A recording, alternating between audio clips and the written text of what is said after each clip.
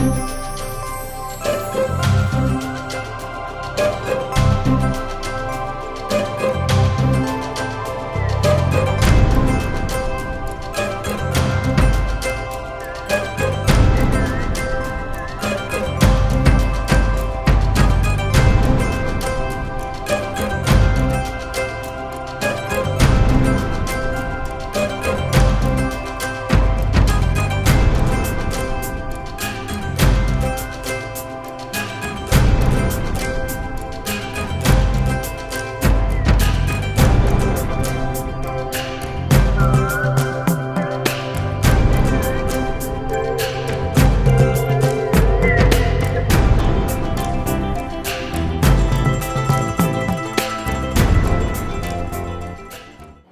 அனைவருக்கும் என்னுடைய அன்பான வணக்கத்தை நான் தெரிவித்துக் கொள்ள விரும்புகிறேன்.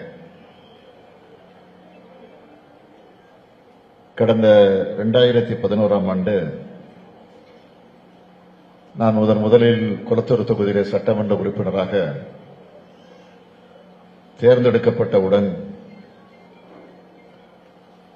தொகுதியில் இருக்கக்கூடிய குறைகளை, குறைபாடுகளை, பிரச்சனைகளை கேட்பதற்காக நான் தொகுதி முழுவதும் வலம் வந்தேன், ஆய்வு செய்தேன். அப்படி ஆய்வு செய்து கொண்டிருந்த நேரத்திலே தான் இந்த திருவிக நகர் பகுதிக்கு நான் வருகை தந்தபோது இங்கு இருக்கக்கூடிய மக்கள், குறிப்பாக பொதுநல சங்கத்தை சார்ந்திருக்கக்கூடியவர்கள் என்னை சந்தித்து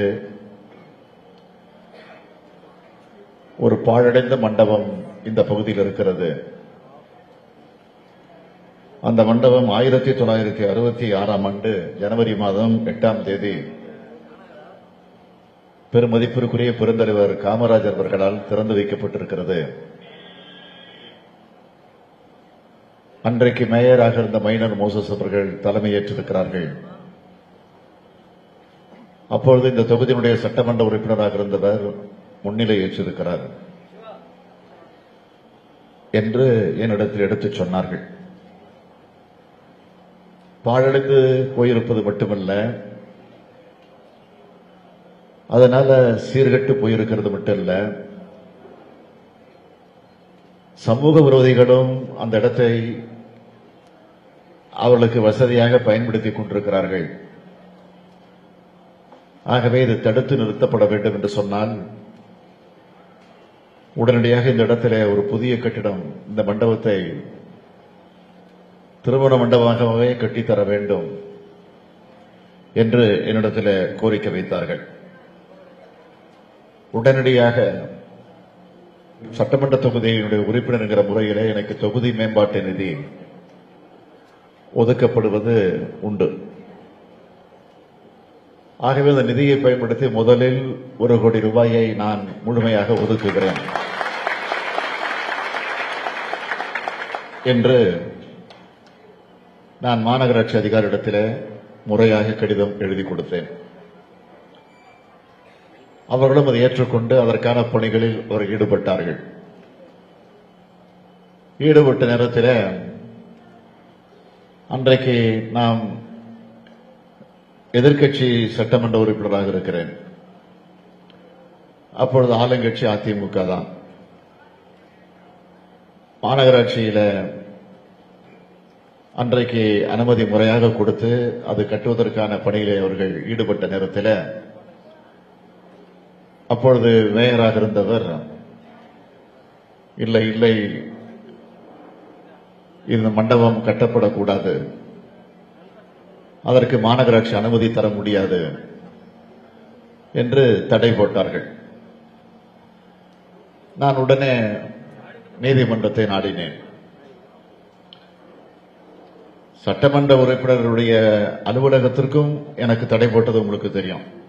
இப்ப இருக்கக்கூடிய அலுவலகம் முறையாக மாநகராட்சி எனக்கு வழங்கியிருந்தாலும் மா சுப்பிரமணியம் அவர்கள் மேயராக இருந்தபோது முறையாக மாநகராட்சி கூட்டத்தில் தீர்மானம் நிறைவேற்றி அந்த அலுவலகம் எம்எல்ஏ என்கிற முறையிலே நான் பயன்படுத்துவதற்கு வழங்கப்பட்டுச்சு. ஆனால் அதிமுகவுடைய மேயர் பொறுப்பேற்றதற்கு பிறகு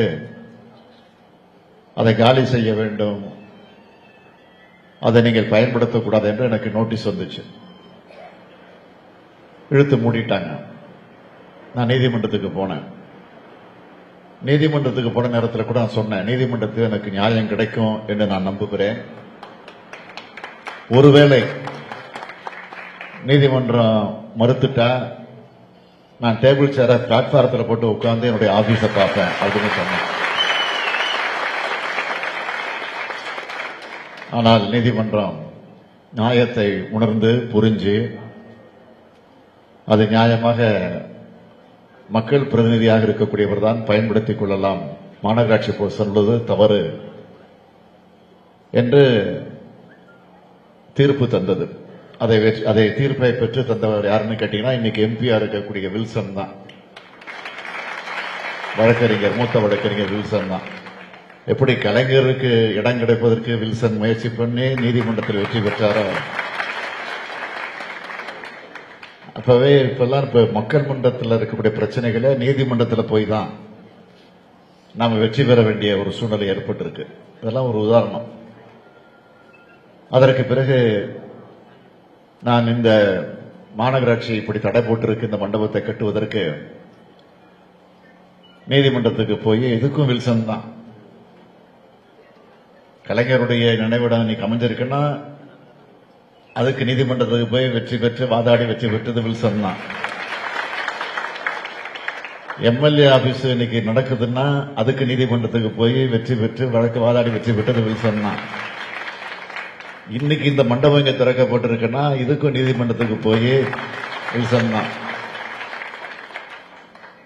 கலைஞர் அவர்கள் அடிக்கடி வில்சனை பார்க்கிற போதெல்லாம் வில்சன் கூட மாட்டாரு, வின்சன் அப்படிதான் கூடுவாரு. எல்லாத்திலும் வின் பண்ணிட்டு வந்துருவாரு. அப்படி ஒரு சிறப்பு அவருக்கு உண்டு. ஆகவே எதுக்காக நான் சொல்றேன்னா, இந்த கட்டிடத்திற்கு, இந்த திருமண மண்டபத்திற்கு 1 கோடி ரூபாய் முதற்கட்டமாக நான் ஒதுக்கீடு செஞ்சேன். ஒதுக்கீடு செய்யப்பட்டதற்கு பிறகு நீதிமன்றம் தடை போட்டு எனக்கு அனுமதி கொடுத்தாங்க. அனுமதி கொடுத்து இதற்கான எஸ்டிமேட்லாம் போட்டு கட்ட தொடங்கின நேரம். ஆனால் இது எல்லாவித வசதிகளோடு அமைக்கணும். இது பெரிய இடம். பெருந்தவர் காமராஜர் அவர்களால் 66ஆம் ஆண்டு திறந்து வைக்கப்பட்டிருக்கக்கூடிய மண்டபம். எனவே இது சுற்று வட்டாரத்தில் இருக்கக்கூடிய ஏழை எளிய மக்களுக்கு, நடுத்தர குடும்பத்தில் இருக்கக்கூடிய மக்களுக்கு, வறுமை கோட்டிற்கு கீழே இருக்கக்கூடிய மக்களுக்கு பயன்பட வேண்டும் என்ற நிலையிலே தான் இதை பெரிய அளவில் கட்டிட வேண்டும், எல்லாவித வசதிகளோடு கட்டிட வேண்டும். இதுவரைக்கும் மாநகராட்சியில் இப்படி ஒரு கட்டிடமே இல்லை, திருமண மண்டபம் இல்லை என்று சொல்லக்கூடிய அளவுக்கு இது அமையணும்னு நான் விரும்பினேன். இங்க இருக்கக்கூடிய மக்களுடைய விருப்பம் அதுதான். ஆக அந்த விருப்பத்தை நிறைவேற்றக்கூடிய வகையில் நான் முயற்சித்த நேரத்தில் மாநகராட்சி அதுக்கெல்லாம் நிதி இல்லை என்று சொல்லிட்டாங்க. நீதிமன்றத்தில் கூட இது வழக்கு நடந்துட்டு இருக்கிறப்போ எப்படி இது நமக்கு மீண்டும் கட்டுவதற்கு அனுமதி நீதிமன்றம் கொடுத்துச்சுன்னா, மாநகராட்சி என்ன சொன்னாங்கன்னா, இந்த வழக்கை வாபஸ் வாங்கினா, நீதிமன்றத்துக்கு போன உடனே இந்த வழக்கை நீங்க வித்ட்ரா பண்ணிக்கிட்டீங்கன்னா நாங்க இதை திருமண மண்டபமாக கட்டி கொடுக்கிறோம் அப்படின்னு ஒரு காம்ப்ரமைஸுக்கு வந்தாங்க. நான் காம்ப்ரமைஸுக்கு போயிட்டேன். சரி, நமக்கு பிரச்சனை வேண்டாம், நமக்கு மண்டபம் வேணும், அதுதான் நமக்கு முக்கியம். இது அரசியலாக்குறதுன்னு அரசியலாக்கி இருக்கலாம். உடனே காம்ப்ரமைஸுக்கு போயாச்சு. காம்ப்ரமைஸுக்கு போய் அப்போ கூட நான் என்ன சொன்னேன்னா, நீங்க நடுவில் காம்ப்ரமைஸுக்கு எழுதி வாங்கிக்கிட்டு வேற எதுவும் கட்டிடக்கூடாது, திருமண மண்டபம் தான் கட்டணும் அப்படின்னு கண்டிஷன் போட்டு காம்ப்ரமைஸ் பண்ணணும். ஆக அதற்கு பிறகு அவங்க அந்த முயற்சியில் ஈடுபட்டாங்க. அப்பொழுது நிதி இல்லை, நீங்க கேட்கக்கூடிய வசதிகள் அடிப்படையில் ஏசி வச்சு ஏர் கண்டிஷன் அமைச்சு லிப்ட் போட்டு இதெல்லாம் கட்ட முடியாது அப்படின்னு ஒரு செய்தி வந்துச்சு, ஒரு தாக்கீது அனுப்பிச்சாங்க. அதற்கு பிறகு நான் நம்முடைய TKS இளங்கோவன் அவர்கள் வந்திருக்கிறார், மாநிலங்களவை உறுப்பினர், அவரிடத்தில் சொன்னேன். அவர் உடனடியாக 63 லட்சம் ரூபாய் நிதி பெறுவதாக ஒப்புதல் தந்து இதற்கு துணை நின்றார். அதற்கு பிறகு வந்த தொகை வந்தும் போதாது, இன்னும் தொகை தேவை இன்னும் பணம் தேவை அப்படின்னு ஒரு பிரச்சனை வந்தது. நல்ல வேளை வடசென்னை நாடாளுமன்ற உறுப்பினராக நம்முடைய கலாநிதி வீராசாமி அவர்கள் பொறுப்பேற்றதற்கு பிறகு அவரிடத்துல சொல்லி அவருடைய தொகை, அவருடைய நிதியிலிருந்து 1 கோடி ரூபாய் வழங்கினார். அதற்கு பிறகு மாநகராட்சியிடம் நாங்கள் வாதாடி போராடி அங்கிருந்து சில நிதியை பெற்று அதற்கு பிறகு இந்த கட்டிடம் இங்கே கட்டி முடிக்கப்பட்டிருக்கிறது.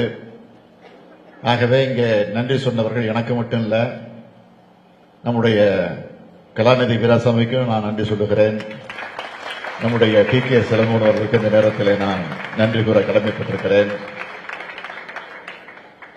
ஆகவே நம்முடைய தொகுதியை பொறுத்த வரைக்கும் உங்களுக்கு தெரியும், நான் எப்போதெல்லாம் சென்னையில் இருக்கிறேனோ அப்போதெல்லாம் இந்த தொகுதிக்கு வந்துடுறது உண்டு, தவறாமல் வந்து விடுவது உண்டு. தலைவர் கலைஞர் அவர்கள் தான் அடிக்கடி இடத்துல சொல்லுவாங்க, நான் வெளியூர் பயணத்தை முடிச்சுட்டு உடனடியாக இங்கே வந்துடுவேன், அதற்கு பிறகுதான் தலைவரை விட பார்க்க போவேன். என்னப்பா ஊர்ல இருந்து வந்த அப்ப கூட என்ன வந்து பார்க்காம நீ பாட்டு தொகுதிக்கு போயிட்டு அப்படின்னு கேட்பாரு. இல்ல இல்ல நீங்க ரெடி ஆகிறதுக்குள்ள நான் பார்த்துட்டு வந்துடலாம், அப்படி என்னதான் அந்த தொகுதியில் வச்சிருக்கேன்னு கேட்பாரு. நீ தான் பர்மனண்டா நிக்க போறியாங்க அப்படின்னு கேட்பாரு. கலைஞர் பல முறை கேட்டிருக்காரு. நான் சொல்லுவேன், நான் நிக்கிறனும் இல்லையா உதயசூரியன் ஜெயிக்கணும், அதுதான் என்னோட முக்கியம்.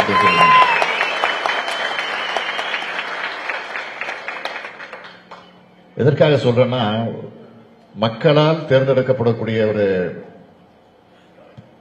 எம்எல்ஏவோ எம்பியோ, மக்களால் தேர்ந்தெடுக்கக்கூடிய யாராக இருந்தாலும், கவுன்சிலரா இருந்தாலும் சரி, மேயரா இருந்தாலும் சரி, எம்எல்ஏ இருந்தாலும் சரி, எம்பியா இருந்தாலும் சரி, அமைச்சர்களாக இருந்தாலும் சரி, அண்ணா தான் அடிக்கடி சொல்வார், மக்களோடு இரு, மக்களை தேடி செல், மக்களோடு வாழ், அப்படிதான் சொல்லுவார். அதனால்தான் மக்கள் பிரதிநிதினே பேர் சொல்றோம். நம்ம எம்எல்ஏவோ எம்பியோ கவுன்சிலர் யாரா இருந்தாலும், அது ஊராட்சி தலைவராக இருந்தாலும், கிராம அளவில் இருக்கக்கூடிய தலைவர் இருந்தாலும் மக்கள் பிரதிநிதி தான் சொல்றோம். ஏன்னா மக்களோட இருக்கணும் அந்த பிரதிநிதி. மக்களுடைய அடிப்படை பிரச்சனைகளை தீர்த்து வைக்கக்கூடிய வகையிலே தன்னுடைய கடமை ஆற்றணும். ஆக அந்த கடமையை நாம் நிறைவேற்றிக் கொண்டிருக்கிறோம். இங்கே கூட பேசிய நம்முடைய சமூக நல அமைப்பில் இருக்கக்கூடிய தொண்டுள்ளம் கொண்டிருக்கக்கூடிய சகோதரர்கள் பேசுகிற போது, காவல் நிலையம் கட்டாயம் திருவிக நகருக்கு வேண்டும் என்று ஒரு கோரிக்கை வச்சிருக்கிறீங்க. ஏற்கனவே மீன் மார்க்கெட்டுக்கு எதிர்க்க இருக்கக்கூடிய காலியிடத்தை காவல் நிலையம் கட்ட வேண்டும் என்று நான் சட்டமன்றத்திலும் பேசியிருக்கிறேன். ஆட்சியாளருக்கு கடிதமும் கொடுத்திருக்கிறேன். பொறுத்துதான் பொறுங்க, ஒரு 3 மாசம் பொறுங்க, ஆட்சி பண்பதற்கு பிறகு கட்டாயம். அது மட்டும் இல்ல, போக்குவரத்து பிரச்சனையும் வட்டாட்சியர் அலுவலகமும் நிச்சயமா நம்முடைய கழக ஆட்சியில் அதை நிறைவேற்றி தரப்படும் என்ற அந்த நம்பிக்கை நான் தெரிவிச்சுக்க விரும்புகிறேன். அதே நேரத்தில் நீங்கள்லாம் வேண்டுகோள் வைக்கிறீங்க, அந்த வேண்டுகோள் நான் முடிந்தவரை நிறைவேற்றிக் கொண்டிருக்கிறேன். இப்போ நான் உங்களிடத்தில் வைக்கக்கூடிய வேண்டுகோள், வர இருக்கக்கூடிய தேர்தலில் நீங்க ஒரு சிறப்பான ஆட்சி தமிழகத்தில் உருவாக்குவதற்கு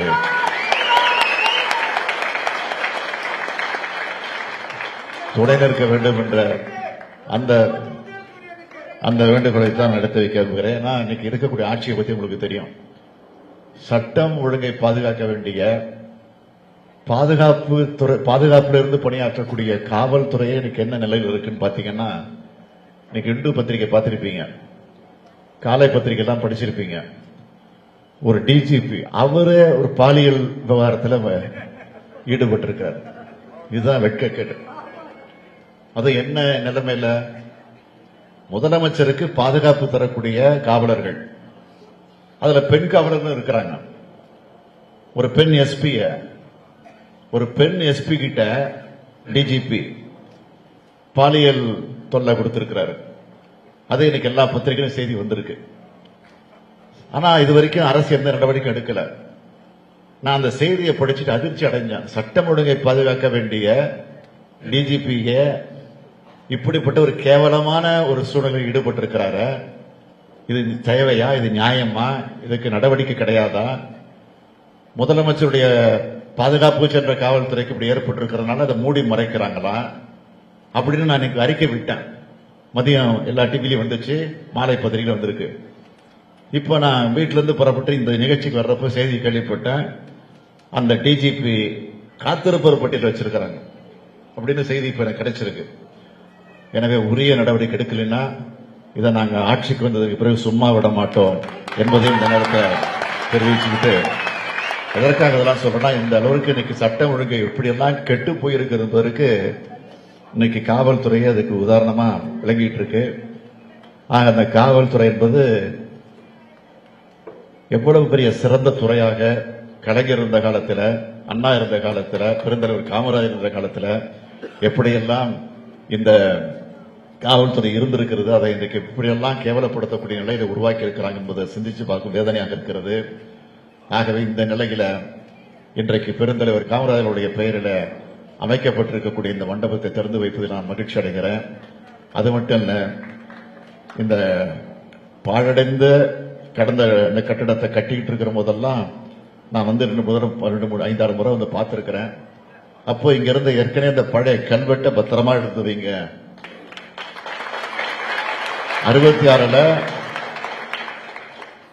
ஜனவரி மாதம் 8ஆம் தேதி பெருந்தலைவர் காமராஜர் விழா திறந்து வைக்கப்பட்டிருக்கு. இதை பத்திரமா எடுத்து வைங்க. இதை திறப்பு விழா போது இதையும் சேர்த்து நம்ம திறந்து வைக்கணும். அது மட்டும் இல்ல, இந்த மண்டபத்திற்கு பெருந்தலைவர் காமராஜர் பெயர் தான் சூட்ட வேண்டும் என்று அன்னைக்கே நான் முடிவெடுத்தேன். அந்த நிலையில இன்றைக்கு அவருடைய பெயரால இந்த மண்டபம் அமைந்திருக்கிறது. இந்த மண்டபம் இந்த வட்டாரத்தில் இருக்கக்கூடிய மக்களுக்கு, குறிப்பாக ஏழை எளிய மக்களுக்கு நல்ல வகையில் பயன்பட வேண்டும் என்று என்னுடைய நெஞ்சார்ந்த வாழ்த்துக்களை தெரிவித்து உங்கள் அனைவருக்கும் மீண்டும் ஒரு முறை நன்றி தெரிவித்து விடைபெறுகிறேன். நன்றி, வணக்கம்.